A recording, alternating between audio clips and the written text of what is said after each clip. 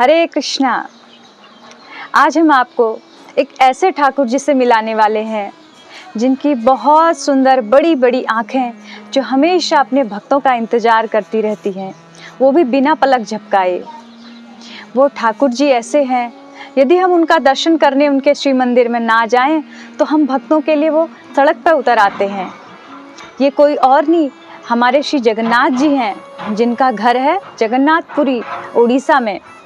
तो आइए जानते हैं और भी बहुत सारी रहस्यमयी बातें, क्यों इन्होंने ऐसा स्वरूप धारण किया। जब भगवान श्री कृष्ण वृंदावन छोड़कर द्वारिका आ गए थे, द्वारिका में अपनी 16,108 रानियों के साथ बड़े आनंद पूर्वक रह रहे थे। लेकिन एक बात वहाँ देखने को मिली। भगवान की सभी रानियों ने देखा कि हमारे पतिदेव, हम इतना इनकी सेवा करते हैं, बढ़िया बढ़िया हम व्यंजन भोग लगाते हैं और बहुत हर तरीके से उनको हम प्रसन्न करने की चेष्टा करते हैं। वो प्रसन्न तो रहते हैं, लेकिन कहीं ना कहीं उनके मन में वृंदावन की स्मृतियाँ भरी हुई हैं, जिसे वो भुला नहीं पाते हैं। तो उन्होंने एक बार क्या देखा कि भगवान श्री कृष्ण सोए हैं। तो सोए सोए नींद में, स्वप्न अवस्था में और नींद में राधा राधा गोपी गोपी ऐसा पुकार रहे हैं। सारी पटरानियों ने इस विषय पर चर्चा की कि क्या कारण है, हमारे पतिदेव निरंतर राधा राधा स्मरण करते हैं और वृंदावन को याद करके रोते रहते हैं। अब इसका रहस्य कैसे पता लगे? तो उनको कोई ऐसा व्यक्ति चाहिए था जिसे वृंदावन के बारे में सब कुछ पता हो। उन्होंने वो व्यक्ति खोज लिया। तो थी मैया रोहिणी, जो ऐसी भाग्यशाली गिनी जाती हैं जिन्होंने भगवान की मधुर वृंदावन लीलाओं का आनंद तो लिया ही, साथ में द्वारिका लीला में भी भाग लिया।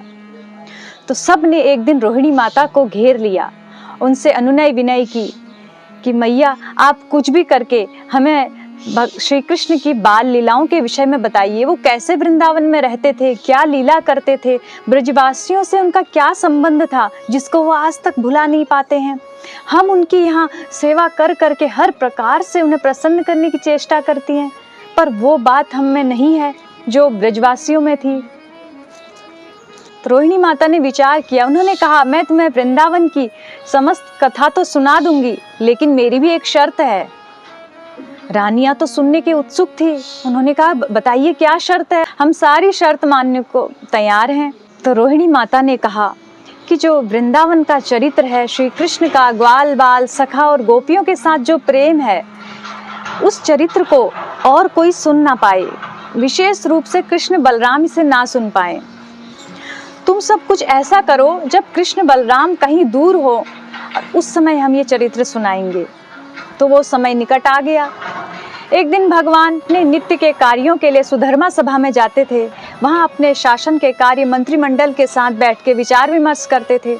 तो रानियों ने समय अनुकूल जाना तो रोहिणी माता से कहा कि अब आप मैया हमें सुनाइए। रोहिणी माता ने कहा, अभी भी एक शर्त है, मैं जब कथा सुनाऊंगी तो उस समय द्वार पे कोई सुरक्षा कर्मी होना चाहिए, जो कृष्ण बलराम को यदि आ भी गए तो उन्हें रोक ले।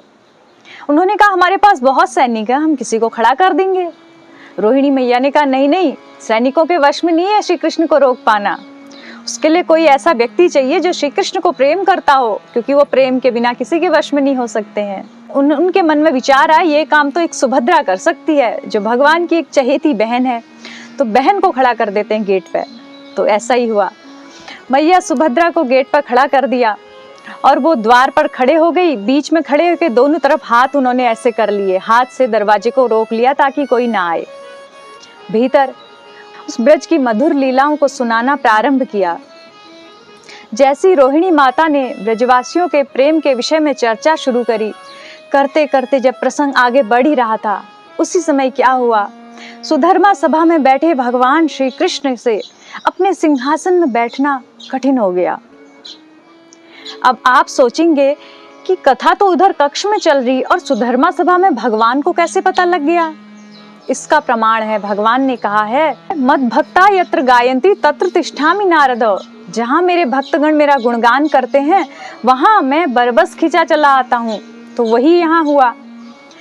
अपने सिंहासन से भगवान श्री कृष्ण उठे और साथ में बलराम जी भी जिस ओर से कथा का प्रभाव आ रहा था उस तरफ खींचे चले जा रहे हैं। धीरे धीरे धीरे जैसे वो उस कक्ष की पास में आए तो वहाँ क्या हो रहा है, सुभद्रा मैया जिन्हें पहरे पर खड़ा किया था, वो ब्रज की सुंदर लीलाओं को सुन के इतना तन्मय हो गई, उनको सुध ही नहीं रही कि मुझे तो सुरक्षा में खड़ा किया गया है। वो खड़ी खड़ी वो भी कथा सुनने लगी और शरीर की सुध ही नहीं रही। यहाँ कृष्ण और बलराम उनके दाएं और बाईं तरफ आके खड़े हो गए, उन्हें पता ही नहीं है, और कृष्ण बलराम भी सारी कथा सुन रहे हैं। सुनते सुनते क्या किया, जब ब्रज का प्रेम, जब राधा रानी के दिव्य चरित्र की चर्चा चलने लगी, तो वहाँ जो श्री कृष्ण की अनेकों रानियां रोहिणी माता को घेरे बैठी थी, सब महाभाव में निमग्न हो गई। उन्हें भी शरीर की शुद्ध नहीं रही, और ना रोहिणी मैया को, ना बाहर सुनने वाली सुभद्रा मैया और कृष्ण बलराम को, सब उस समय जड़वत से हो गए।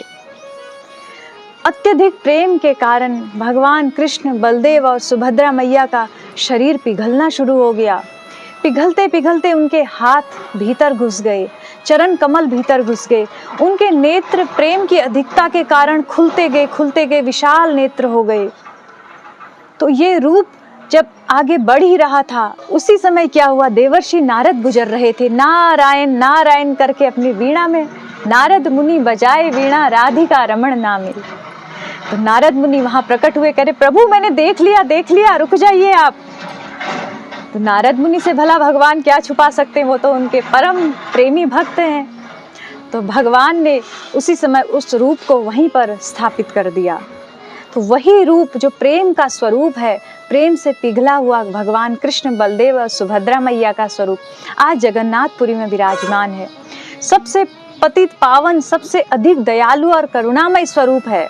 आज तक भगवान को आपने देखा होगा, मंदिर के गर्भगृह में विराजमान है। हम उनके पास जाते हैं, प्रणाम करते हैं, स्तुति करते हैं, तो वो हमारी प्रार्थना स्वीकार करते हैं, अपनी सेवा देते हैं। लेकिन एक जगन्नाथ भगवान ऐसे करुणामय हैं, जो सड़क पर उतर के आते हैं, अपने रथ पर विराजमान होके एक एक भक्त को अपने बड़े बड़े नेत्रों से देखते हैं, वो भी बिना पलक झपकाए। उनके नेत्रों से कोई ओझल नहीं हो सकता है। हो सकता है हम भगवान के पास ना जाएं, पर वो हमें खोजते हुए हमारे पास आ जाते हैं। ऐसे करुणामय हैं जगन्नाथ भगवान। बोलो जगन्नाथ बलदेव सुभद्रा मैया की जय।